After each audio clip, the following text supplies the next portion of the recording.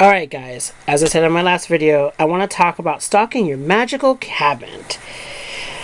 This is kind of a grocery list for a witch, but it doesn't mean that you need to get all these immediately to make yourself one witch.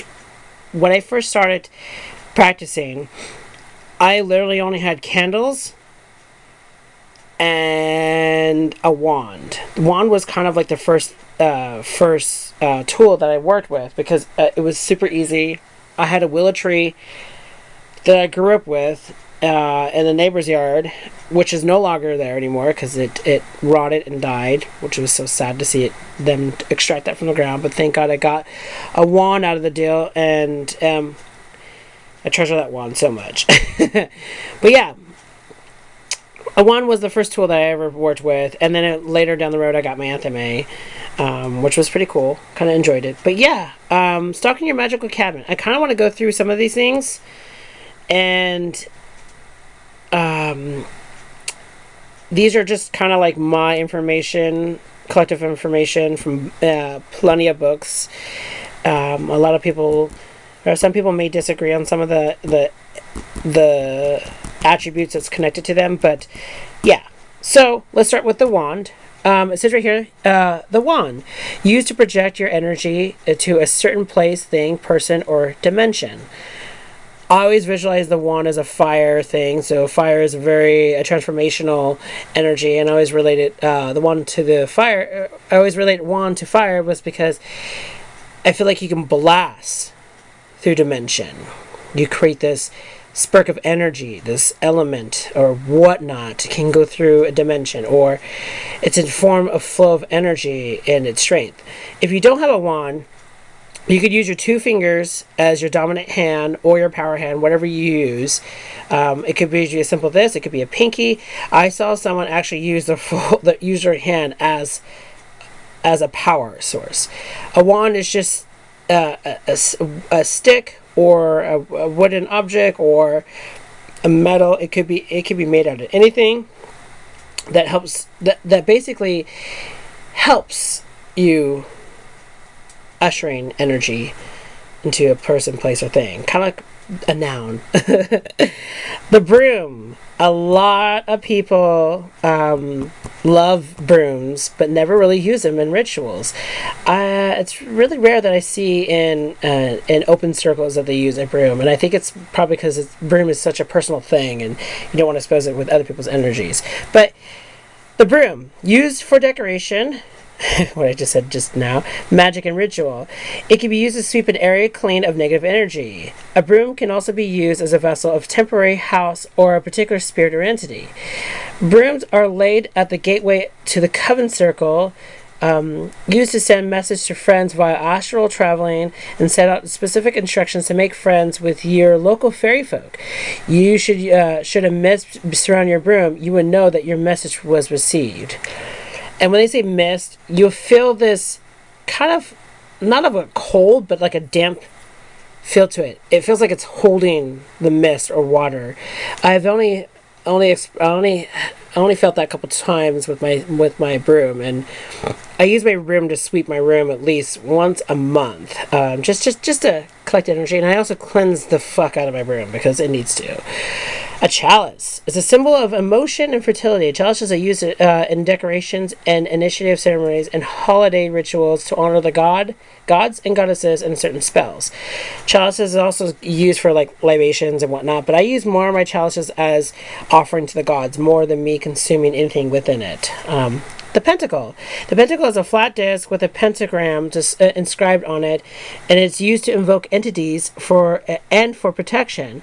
It also can be used to draw a material gain to oneself or hung in the room to invite protection. The pentacle also coincides with Native American medicine wheel or shield, which encompass directions, stands for significant elements and life forces. That took me a long time to type that out and like get that paragraph. That was the struggle. Which is so funny. You think the Anthony or sword would be such an easy one for me, but it was also difficult. Anthony is one of my favorite tools. I think it's because I associate with air. I love my Anthony so much. The Anthony is used for commanding and manipulating power. The knife is usually double-edged and dull, as it does not actually cut anything in the physical plane. It is for directing energy in dimensions where real knives are useless. So an Anthony is more of a tool of manipulating the situation, and I think that's more of a mental thing, which I relate to air. And it doesn't cut anything. A boiling does that, or boiling, whatever how you pronounce it, is actually the opposite of an Anthony. So the tool is used for cutting things in the physical realm.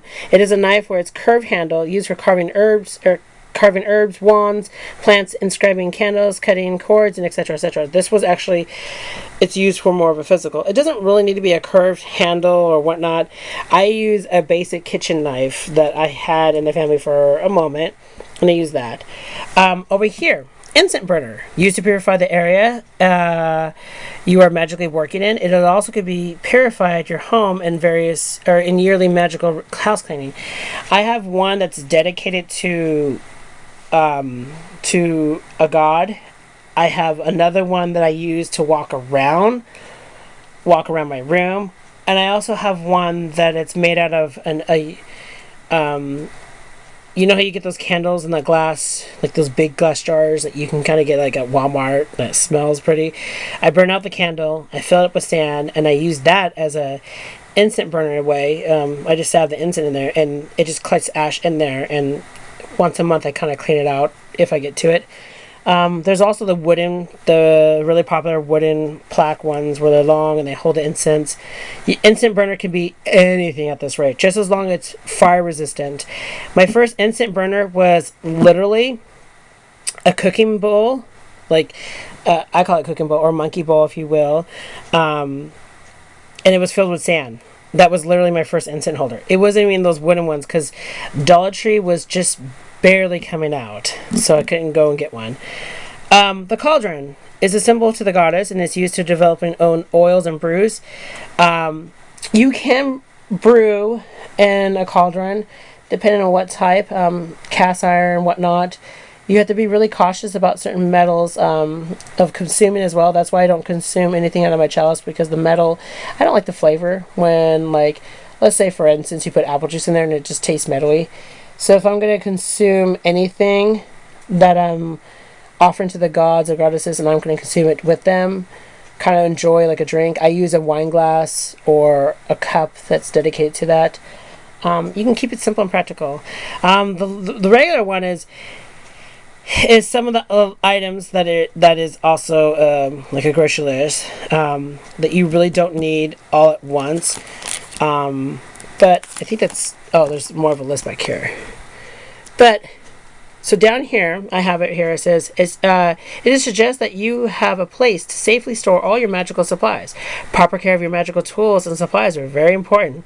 To prevent misuse of your tools, it is recommended that you keep a storage area locked. The storage area you choose to be able to hold all your tools and supplies. Before you run out, buy everything on this list. First considered what magical items you like to work with. You can also make these magical items yourself. Check out your local craft stores and sort of the fun things that you can get yourself into magical item wise.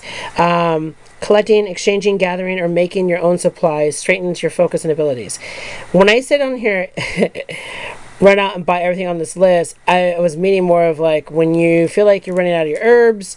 I forgot to add that in, but when you're feeling like you're running out of your herbs, you want to like kind of stock up a little bit and whatnot. But yeah, stocking your magical cabinet. It's a chapter in one of my Book of Shadows. It's one of my favorites.